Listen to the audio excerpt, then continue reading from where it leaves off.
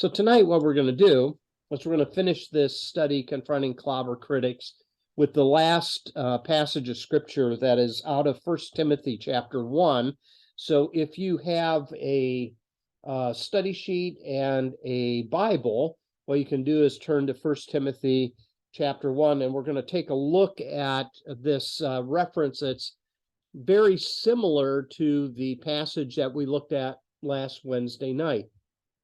But there's some different angles here that I'll point out in regards to some additional wording that Paul puts into this passage that wasn't in the 1 Corinthians reference. So by way of reminder, this is what we have looked at the past few weeks. We looked at Genesis 19.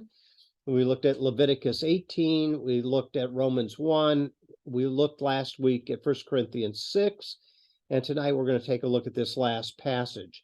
So these summaries kind of look back at what we have determined most likely the writer was trying to get at with these particular references. Now, I apologize. I had forgot to send out the study sheet yesterday like I normally do, but I did send it out tonight after Esty reminded me that she didn't get one in her email. So you can get, if you don't have that in front of you, you can get it after we're done here or whatever. And this information that's on the slides is in that last study sheet. So when we come to this last passage, there is a repetition of a word that we introduced last week. In Greek, it's arsenokoitai. And I said last week that this is a word that's very hard to translate, and it might even be a word that Paul made up because it's found nowhere else in the New Testament. It's not a word really that is found in other extra-biblical literature, but it is the word that is translated homosexual in 1 Corinthians 6, as well as here in 1 Timothy chapter 1. So when we come to this particular word, we need to ask the question, is there similar things that are going on in the city of Ephesus? Because that's where this particular book is addressed to Timothy, who is the spiritual leader in Ephesus after Paul departed. Are similar things happening in Ephesus that were happening in Corinth? Now, last week we said in 1 Corinthians 6 that Paul started that section when he was talking a little bit about how a man was sleeping with his stepmother, and that led him into other avenues of sexual sins that were going on within the Corinthian congregation. Now, he doesn't do that here in 1 Timothy, but what he does do is he leads off in 1 Timothy with a concern about some false teachers. So I want to read this paragraph that leads into this verse we want to take a look at. So I want to begin at verse 3 of 1 Timothy chapter 1. It says here, "As I urged you when I went to Macedonia, remain in Ephesus so that you may instruct certain people not to teach false doctrine or to pay attention to myths and endless genealogies. These promote empty speculations rather than God's plan, which operates by faith. Now the goal of our instruction is love that comes from a pure heart, a good conscience, and a sincere faith." So he begins by talking about a concern of some people that are teaching other things that are not in concert with what he had been teaching in Ephesus when he went through that city on his third missionary journey. He continues. He says in verse 6, some have departed from these and turned aside to fruitless discussion. They want to be teachers of the law, although they don't understand what they are saying or what they are insisting on. But we know that the law is good, provided one uses it legitimately. We know that the law is not meant for a righteous person, but for the lawless and rebellious, for the ungodly and sinful, for the unholy and irreverent, for those who kill their fathers and mothers, for murderers, for the sexually immoral and homosexuals, for slave traders, liars, perjurers, and for whatever else is contrary to sound teaching that conforms to the gospel concerning the glory of the blessed God, which was entrusted to me. So here he lists out some things that are akin to some very violent behavior, murdering. He talks a little bit about slave trading, and then he couches in these two ideas of the sexually immoral and homosexuals. So we have to ask the question, what's going on in Ephesus that prompts this? It seems to be something that is centered around some false doctrine that had been taught. Now, with the reuse of this word, arsenokoitai, as he does in 1 Corinthians, we looked back last week and we said that it's highly likely that what is being referred to in 1 Corinthians is exploitive type behavior. And we said that something that was common in the first century was there was older men that took younger boys, so there was some pedophilia that was going on, as well as temple prostitution that was happening in some of the different temples that people worshiped at. So the question becomes, is this the type of thing, that is going on in Ephesus too? So scholars suggest that cultic prostitution was associated with fertility rites, and it was a way of trying to get the gods to open the wombs of women, as well as agriculturally provide rain that produces crops and that type of thing. So with that as our question, I do think some things are going on in Ephesus that we need to learn about. So what I want to do tonight is talk a little bit about the city of Ephesus. We're going to look at a passage out of Acts chapter 19 that gives us a little bit of background. But before we get there, I do need to alert you to something that I think is important to understand. 1st and 2nd Timothy and Titus are called the pastoral epistles, as in a pastor, written to a pastor, to equip a pastor to do the work in the local churches there. So for Timothy, it was the city of Ephesus, and for Titus, it's on the island of Crete. They are very similar letters. In 1 Timothy and in Titus, you have that long list of qualifications for elders and deacons. And so there's an organizational element that's beginning to develop in the first century where these churches need leadership. Who are they going to look to for leadership? And who are they going to put in place to help the congregation?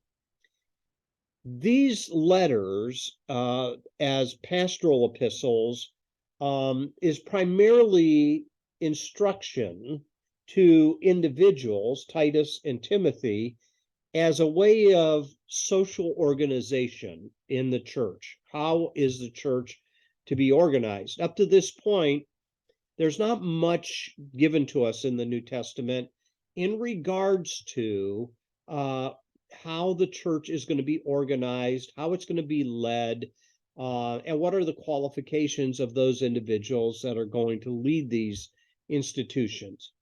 So the pastoral epistles, when you read through them, are very similar in content. However, they differ quite dramatically from the other writings of the Apostle Paul. So this has led some people to ask questions regarding the authorship of the pastoral epistles. And many scholars ask the question, is Paul the author of these three letters, or is his name being used as a source of credibility and authority for these letters? So you can see here on the screen that although the letters bear Paul's name, you see it in verse 1 here in 1 Timothy 1, Paul, an apostle of Christ Jesus, by the command of God our Savior, and of Christ Jesus our hope, to Timothy, my true son in the faith. Even though he is named there, a lot of scholars suggest that the basic terminology that is used in these letters is very different when it's compared to like Romans, 1st and 2nd Corinthians, even the prison epistles, Philippians, Colossians, Ephesians, that type of thing. What is suggested is that these letters probably reflect a little bit later time period. And what they're suggesting is it's probably because there is a mention of false doctrine and some empty speculations, that it's more reflective of something that is starting to develop at the beginning of the 2nd century. There's this teaching that's going on and catching hold in the church called Gnosticism. Gnosticism was a real challenge in the 2nd century, where there was an emphasis on knowledge versus practicality, and that there were elite people that had special knowledge given to them by God, and that made them more important and put them on a higher level than the average person that would be involved in the church. So you can see here the second big point here is written likely within a decade of the year 100 CE or AD by an unknown author to an unknown audience. The pastoral letters stage a literary communication between the legacy that Paul left behind after his death and these people that are struggling with this new heresy that has developed. Now, remember, we can't prove this, but this is speculation, and it is suggested that maybe some of the things that are being said here in this letter is to try to govern the conduct of the church as it's being inundated with other teaching by people who are claiming special knowledge. And the word gnosis in Greek means knowledge, and that's where we get the idea of Gnosticism. But so I don't know if that makes sense. It's nothing to wring your hands about, but it is something that is observed by those that know the language and know literary technique of Paul's letters earlier in his ministries through his missionary journeys. The other thing is, we don't know where these three letters actually fit into the timeline. When you read the book of Acts, you're given the 3 missionary journeys of Paul, and then he is taken to Rome. He's imprisoned. He's released for a while, and that's the end of the book of Acts. Tradition says he is arrested a second time, and he is martyred for his faith. So you have 2 imprisonments, and then finally the martyrdom of Paul. The question becomes, where do these letters fit into that timeline? The other letters we can fit pretty nicely into the book of Acts. These don't fit there.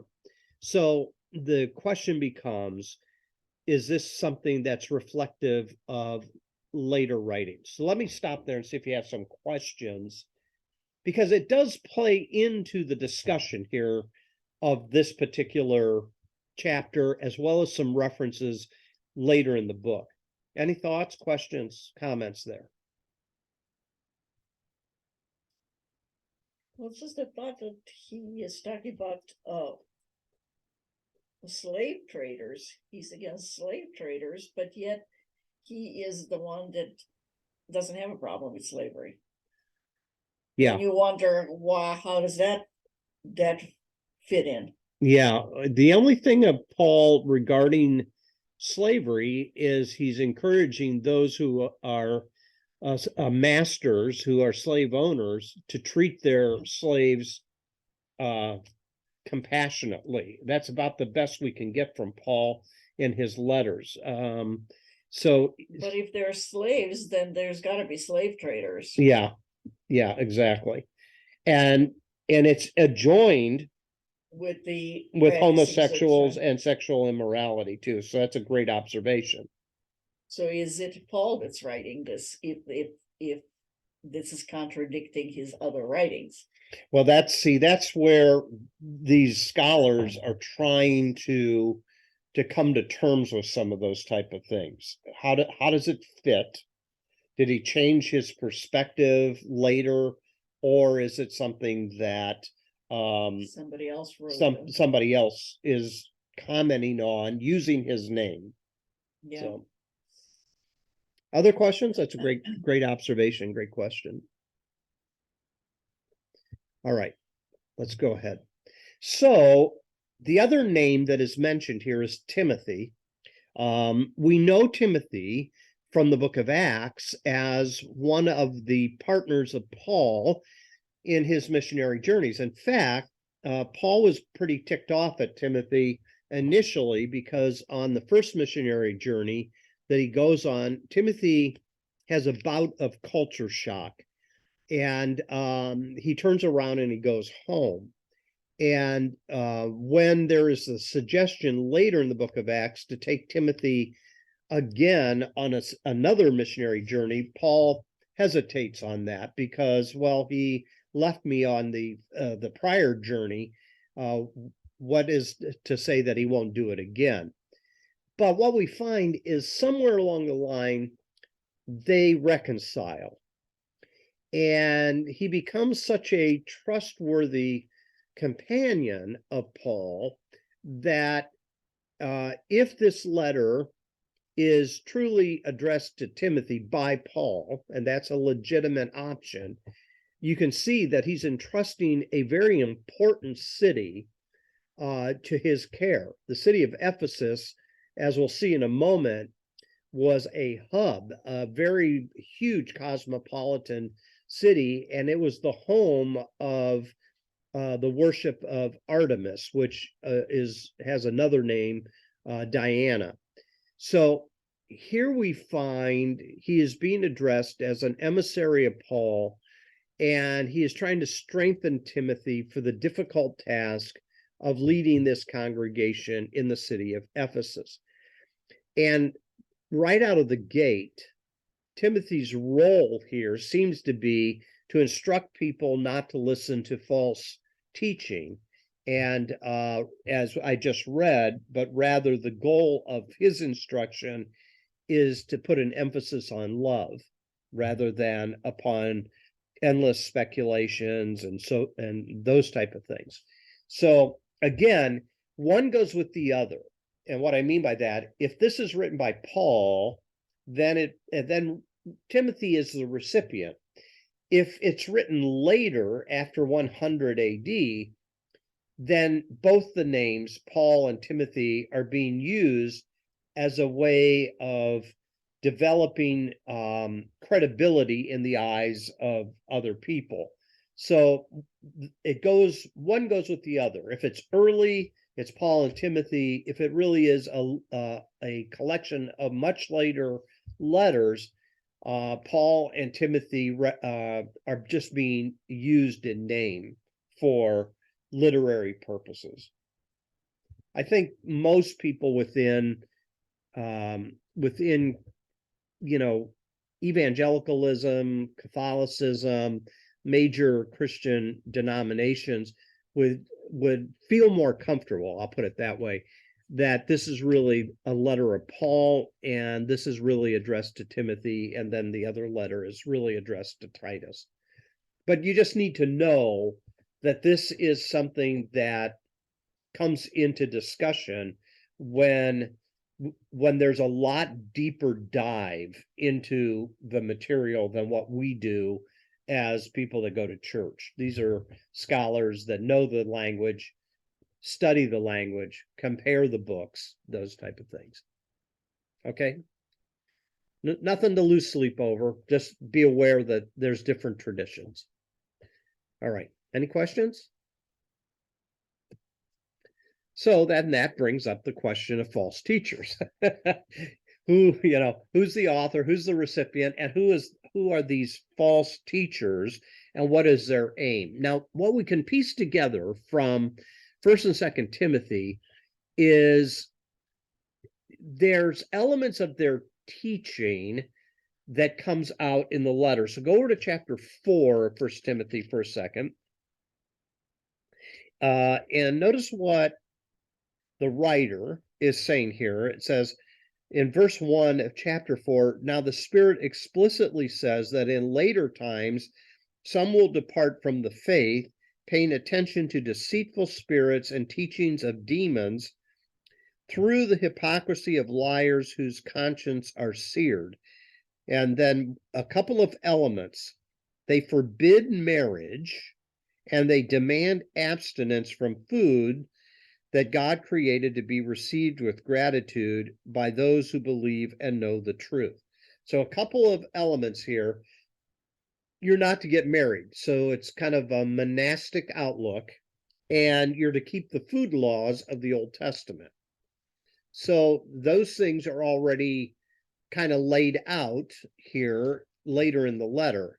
However, when you go to the second letter of Timothy, this is something that would be very dramatic in their belief system. So in chapter 2 of Second Timothy, it says down in verse 18, it says here, they have departed from the truth, and here's what they're saying that the resurrection has already taken place and are ruining the faith of some. He's not talking about the resurrection of Jesus. He's talking about the resurrection of the body of those who have passed on. And these teachers are saying that's already taken place, where some people are getting upset because their loved one hasn't been resurrected. Does that make sense? So these are some elements that are going on, and there is an allusion, if you go back to First Timothy, and this will be the last cross reference within the book that I want to make tonight. When you come to chapter 6 of First Timothy, it seems as though all of this is related to special knowledge. Verse 20, it says, Timothy, guard what has been entrusted to you, avoiding irreverent and empty speech and contradictions from what is falsely called knowledge. So all of this seems to suggest that there is some influence of this teaching called Gnosticism. If it is late in the first century, Paul recognizes it. It becomes much more prominent in the second century, and there's a lot of theological controversy and debate that's going on in the second century. Now, the law, the resurrection, dietary laws are all Jewish identity markers. And what you find is that one of the problems that Paul had on his missionary journeys is that there was a group of people that would follow him, and they would come into the city after he had taught, and they would say this whole thing about grace. You cannot disregard the law. You need to keep the law of Moses as well. And sometimes these people are called nicknamed Judaizers that are coming, and Paul will address them as a problem, especially in the book of Galatians. But anyways, so there's a whole range of stuff that's going on that's found later in the first century on into the second century. So these false teachers are somehow influencing the church. Now, what does that have to do with our primary verse? So you come back to chapter 1. If you look at verse 9, it says here, we know that the law is not meant for a righteous person, but for the lawless and rebellious, for the ungodly and sinful, for the unholy and irreverent, for those then, and here comes the list, those who kill their fathers and mothers, who are murderers, who are sexually immoral, homosexuals, slave traders, liars, perjurers. And then he just says, whatever else is contrary to sound teaching, as if he says, if I haven't listed everything, then, here's the kitchen sink. So the law is coming into play here with its spotlight on terrible behavior that wanders away from the goal of our instruction, which is love, which he says in verse 5, and it's using special knowledge as a way of getting power, as a way of getting control over other people. Now, what's interesting here is there's a couple of additional words beside that one that was used in 1 Corinthians 6. So in verse 10, sexually immoral and slave traders. Now those are two additional concepts that's not in the 1 Corinthians passage.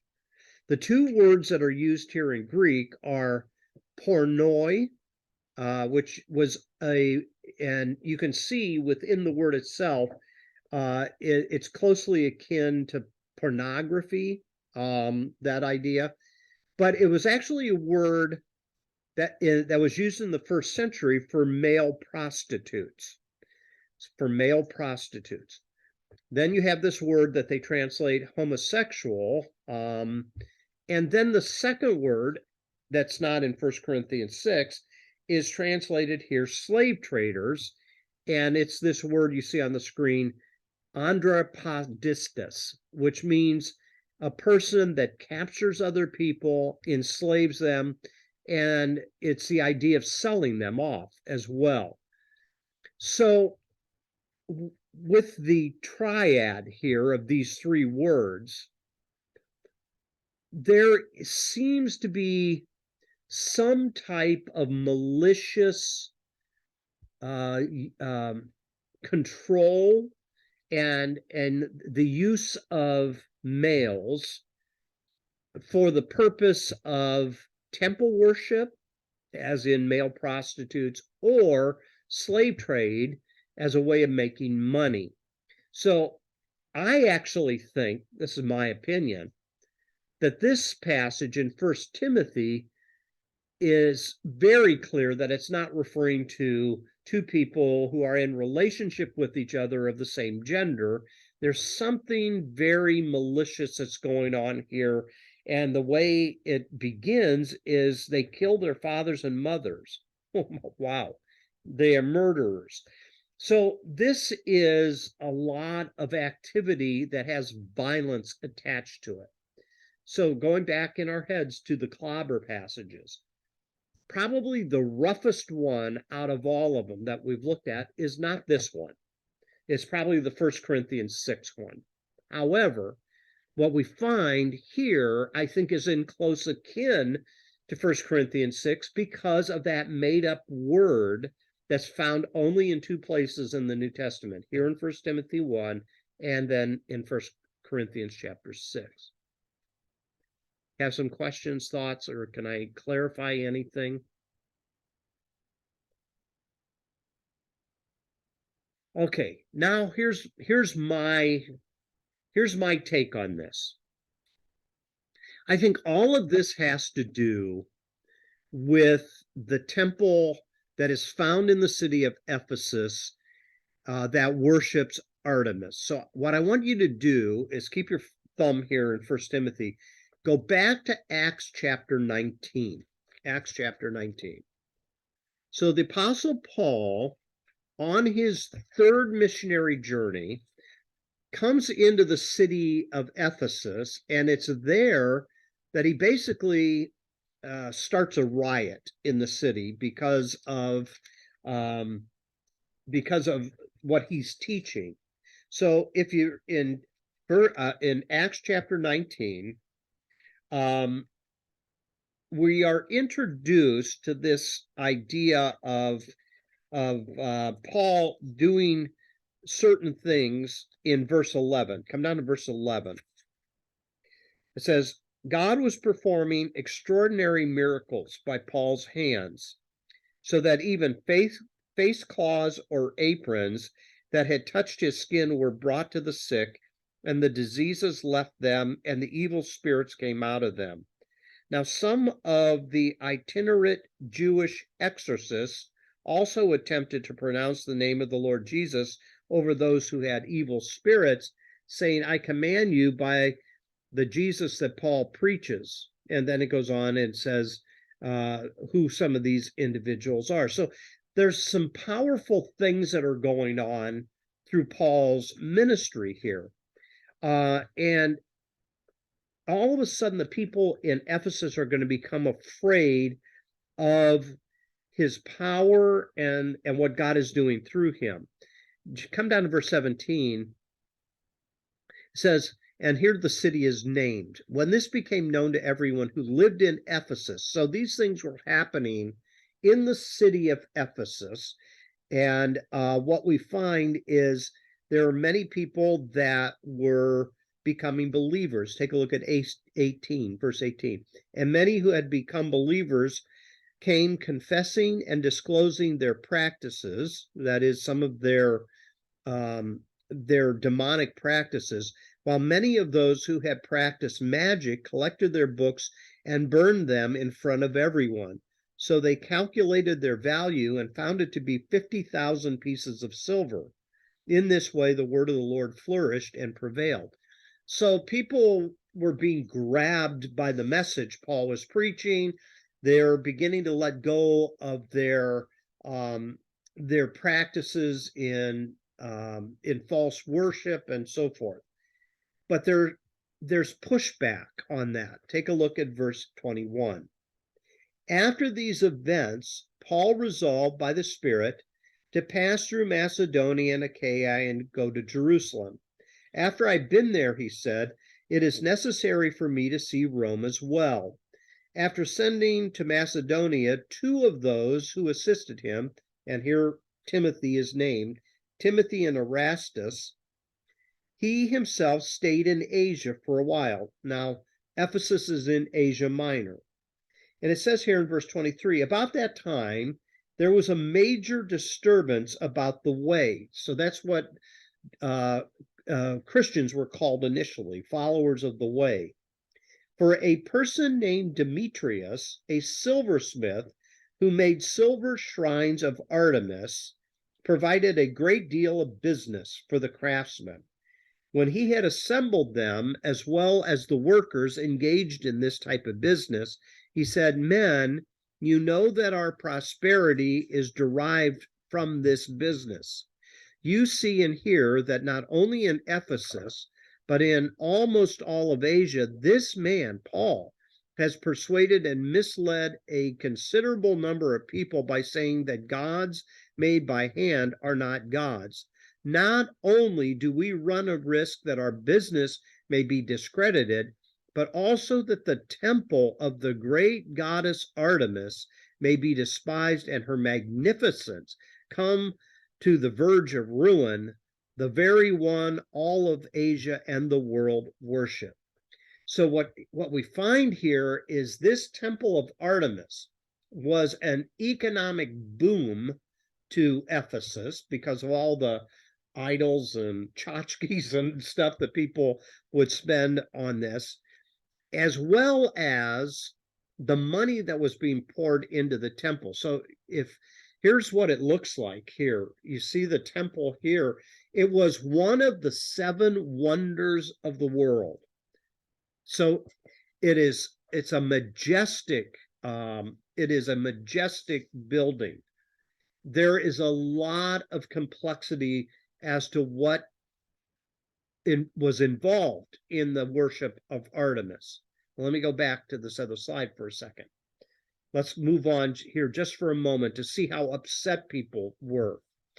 When they had heard this, verse 28, They were filled with rage and began to cry out, "Great is Artemis of the Ephesians." So the city was filled with confusion, and they all rushed together into the amphitheater, dragging along Gaius and Aristarchus, Macedonians who were traveling as Paul's companions. So a riot begins to develop. If you jump down to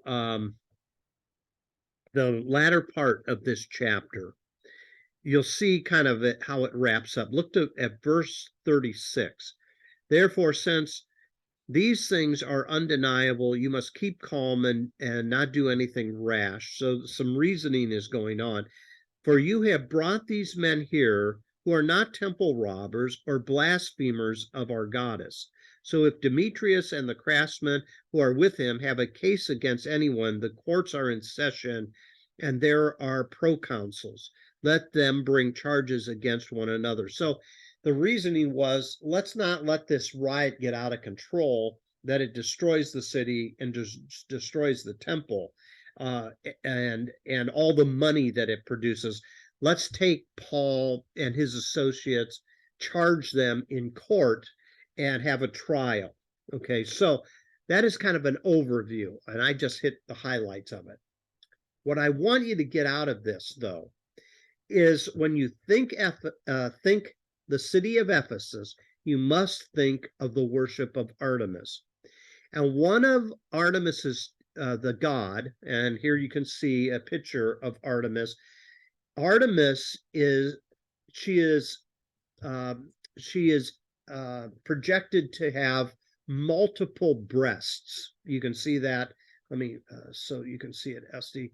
So the image here is of multiple breasts because she is related to fertility. So their superstition is that if Artemis is not worshipped, then fertility will be a problem and so forth. So what we have here, in many respects, is the cult of Artemis is about a goddess who promises fertility for women as well as fertility agriculturally.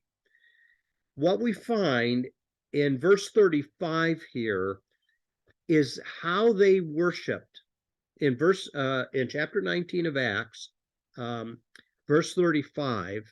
It tells us why they worshipped Artemis because of what happened. It says, when the city clerk had calmed the crowd down, he said, "People of Ephesus, what person is there who doesn't know that the city of the Ephesians is the temple guardian of the great Artemis and of the image that fell from heaven?" Researchers think that there was a small meteorite that fell to the earth, and they thought of it as a god that descended from the heavens.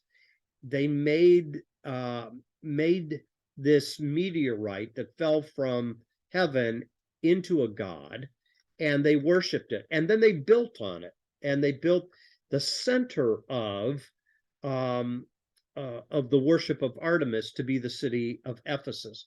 So you can see here on this slide, although the goddess was worshipped in 33 places in the known world at that time, the chief location and the temple was in Ephesus. Now that brought a lot of wealth, as reflected in the criticism of Demetrius and the craftsmen and so forth. The other side of this is Ephesus was known to be the place that was the world's largest banking system at that time. So all this money is coming in, and it's related to keeping this temple going. Well, how do you do that? Well, this is kept going by some of the worship rites that are in the temple. And so people would come to worship Artemis from all over the world. And as they did so, they celebrated with kind of a carnival type spirit, music, dancing, singing, dramatic presentations, chanting allegiance to the goddess, as we saw here in Acts chapter 19. So she is the symbol of fertility. She is one of the 7 wonders of the world, of the ancient world. And her promises of fertility, long life, sexual fulfillment, protection during pregnancy, and childbirth. So there's a lot of sexual innuendo that's attached to the worship of Artemis.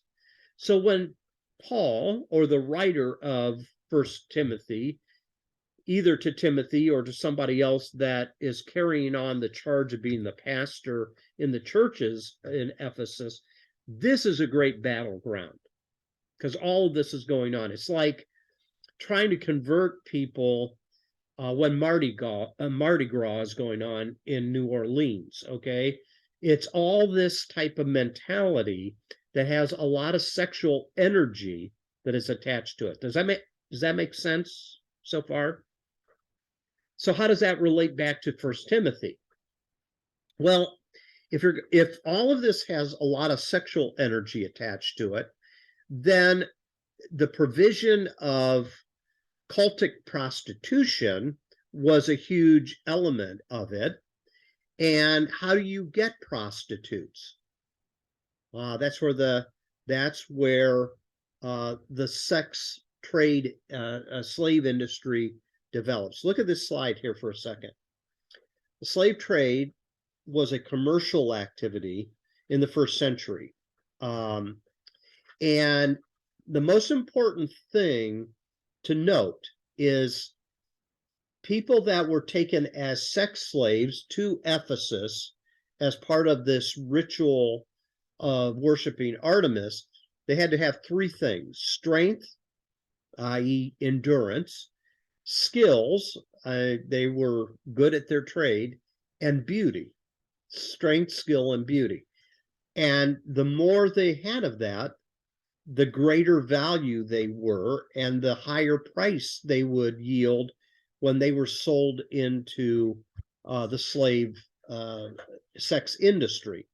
So you say, well, how big of a deal was this? So archaeology has suggested that the city of Ephesus had about 250,000 people that lived in proximity of Ephesus. And they believed that a quarter of the population were slaves. So when you do the math of approximately 250,000, and of course that's a guess, we don't know that exactly, but 250,000 residents, that would mean about 60,000 of them were part of the sexual slave industry at that time. Now, when you go back to this paragraph, hopefully you go, oh my, this makes a lot of sense now. Come back to 1 Timothy 1, look at verse 9. No wonder the writer is really adamant about this. We know that the law is not meant for a righteous person. Well, yeah, but the law was given to Moses for the entire people of Israel. But here this writer is zeroing in on it to say the best use of the law is to use it as a mirror to reflect the lawlessness and rebellion. And then he talks about it being for the ungodly and sinful, unholy and irreverent. And then he lists what their activities are. So there's a beautiful young woman or a beautiful young man and some of these slave traders come in, and what happens? Well, if they're going to take some young men or young women, and mom and dad are putting up a fight resisting it, well, they get killed. Do you see that here? Those who kill their fathers and mothers, murder. And then it lists sexually immoral, homosexual slave traders. And then all that goes along with it: lying, perjuring, different things to make the system work. So this is not something that describes the LGBTQ plus community at all. This is something very specific that's going on at a point in time that is quite vile, quite ugly, dangerous, violent, all those type of things. So here's what I want you to think about for a moment. Here's a thought experiment. As we wind down in this study tonight, let's use our imagination for a moment. Imagine you are a married heterosexual person, and imagine your life up to this point altered in only one way. That instead of partnering with someone of the opposite sex, you had partnered with someone of the same sex. So here's an individual, that they might be married, they might not be married, but they're sharing life experiences. All of your shared experiences are the same, whether it's a heterosexual union or a same-sex union. All of your loving moments are the same. All of your times of joy, hope, even suffering are, in every way the same, except for one thing. And that is two people of the same gender versus two people of opposite gender. So the question becomes, how then would it be sinful rather than loving if the only variable in that whole life experience is that you're sharing these experiences with someone who shares your gender or sexual orientation rather than someone of the opposite gender? When you begin to frame it in those terms, you go, that's not what Paul is talking about here in 1 Timothy chapter 1. It's nowhere close to that. Likewise, how are you actually violating what Jesus calls the greatest commandment? And that is to love someone else as yourself. So here's my thoughts on this 1 Timothy passage. It seems to be something that is found in a major cosmopolitan city. And we all know this. Think New York, think Chicago, think Los Angeles, all these places that are huge. The underground activity of violence to produce money is even greater than smaller type cities. It's not that it's not there, it's just on a greater scale. So it seems to me the fact that what's being attached here with these two additional words to that same word that's in 1 Corinthians 6, it seems to be specifically related to the city of Ephesus. Just like the Genesis 19 passage, Sodom and Gomorrah is specifically related to the violence that was taking place in that context, in that city. So when you think in those terms, you go, there is not much of a base here to really be coming down upon the LGBT community with such violence as we see within fundamentalism. It makes no sense whatsoever because it's disregarding all context. So let me see what your thoughts are on that. Do you have any additional comments or questions or thoughts regarding the 1 Timothy 1 passage?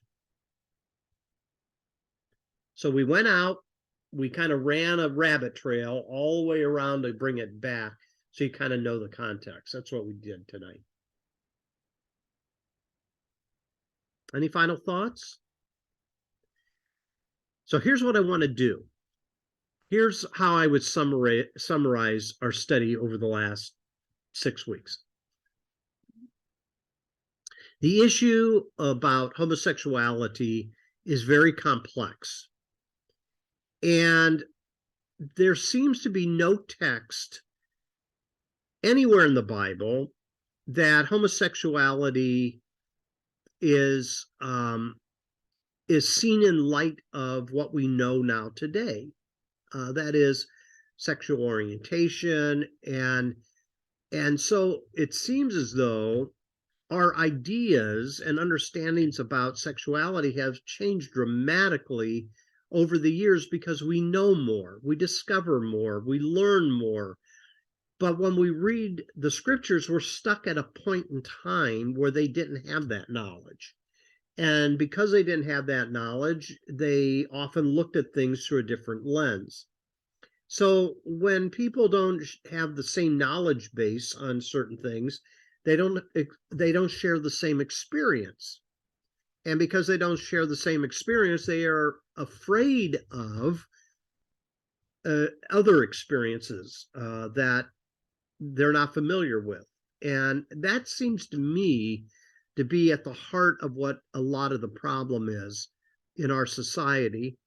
We're getting better at it, but as you can see by the violence directed against, you know, gay nightclubs and other things, that the hate and stuff is still there. So I mean, it hasn't gone away completely. But the other thing I think to keep in mind when we talk about same-sex marriage, which is a whole new development in our own day and age, that that's not even on the radar in the Bible. In fact, marriage, in terms of romantic love and wanting to share life together, wasn't really found in the Bible either. Marriage was mostly arranged. Not much of it was economic in terms of dowries and different things like that as well. So in some parts of the world, those ideas are still at play. So if you watch some different shows, like one of the shows that we watch on Sunday night is when people are dating someone from another part of the world, they're running into some of the cultural issues. And one of the couples that love each other, the mother and father in India is still trying to arrange a marriage for their son, even though he's in love with an American woman. They're still trying to do a prearranged, marriage. So that's still going on in our day as well. But I mean, that was kind of the main idea back then. So do you have some thoughts there? Any comments or questions? So here's what I want to do. I want to stop the share here. We'll get a little bit bigger picture of each other. Paul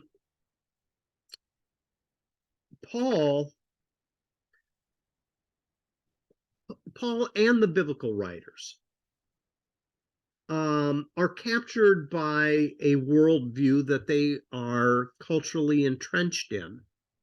And it couldn't be any other way. I mean, they lived when they lived with the outlooks that they had. But if you want something, if you don't have any other questions on this, I'll give you one tidbit, not to upset you, but it's really interesting that Paul writes a lot about sexuality in different places. And the question is why? So this is not to upset you, but it's an interesting angle. So there is an author by the name of John Shelby Spong. He wrote a book called Rescuing the Bible from Fundamentalism. And in it, one of the things that he does that's quite interesting is he suggests that the reason that the Apostle Paul writes so much about sexuality in his letters is because of his own struggle with it.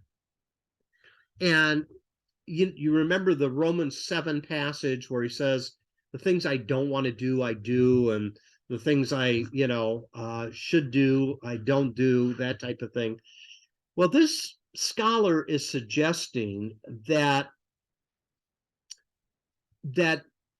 one of the areas of life that has such a strong hold on people is their sexual identity. And he is just throwing this out for consideration. He is suggesting that in Paul's cultural world, same-sex attraction is so looked down upon because it is something that, it's not even seen in light of an orientation. It's seen as something, as an activity. And so Paul comes down hard on a lot of these type of things because of his own struggles. So what John Shelby Spong, he's a bishop in the Episcopalian tradition, that he said, I wonder if Paul lived in constant fear of God's judgment upon his own life because this was an area of struggle for him. He says, we don't know if Paul ever married or not, and he suggests in 1 Corinthians not to get married. But if you're filled with passion, it's better to marry than to burn. You remember that passage out of 1 Corinthians. And he's suggesting that maybe this might be Paul's thorn in the flesh. And one of the reasons that he pushes so hard on it is because of his own struggles with it. He also suggests, which is an interesting angle, this is why Paul looks so negative upon women. Tell women to sit down and be quiet. Can't allow a woman to teach. Those type of things. So I thought I've never, ever thought of that angle. Was Paul plagued with sexual temptation, either heterosexual or homosexual himself? Was he plagued by guilt and shame?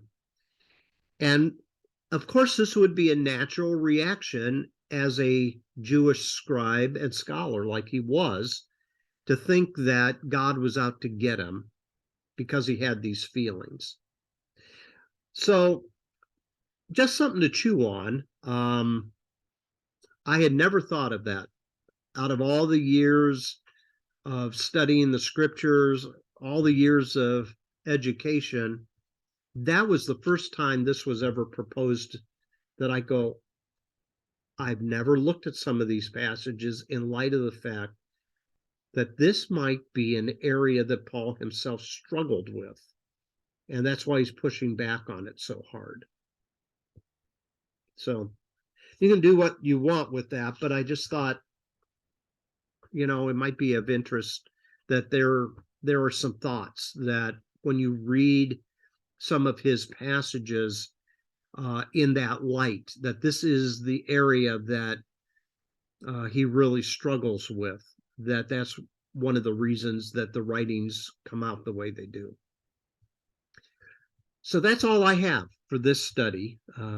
Any questions, comments, concerns? I was just thinking that if homosexuality is such a big deal, how come Jesus never says anything about it? Right. If that was such a big deal. Yeah. And he even says if some of recognizes that there's eunuchs, mm-hmm. and there's and he doesn't condemn anything like that. Right. And he never addresses the subject. Yeah. But yet he talks about divorce because that has a way of hurting people. Especially the women of the first century. Right. And so he's not even concerned about that. Yeah. So if it's that important, why does he never ever say anything about it? Yeah. It's a good point. Other thoughts that you have tonight as we close up this study? Well, I hope it's helpful to you. It will continue to be debated, I'm sure, until Jesus comes. But I think it's a very freeing thing to be able to see these 5 or 6 passages all have their kind of unique cultural context and circumstance, and to superimpose that upon a much later time is, I don't think, a fair way of assessing an outlook on a community of people, as well as how these scriptures apply. So,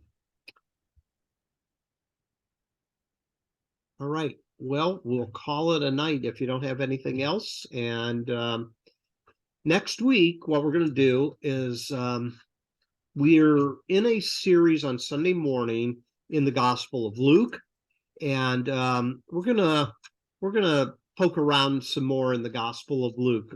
I might just call this study "Lingering in Luke" for a few weeks, just to see some other things that I don't have time on Sunday to point out. But so at least through Easter, we'll hang out in the Gospel of Luke for a while. Okay. All right. Well, I hope you have a good night, and we'll see you Sunday. Okay. All right. Thanks. Good Okay. night. Bye. Good Good night. night.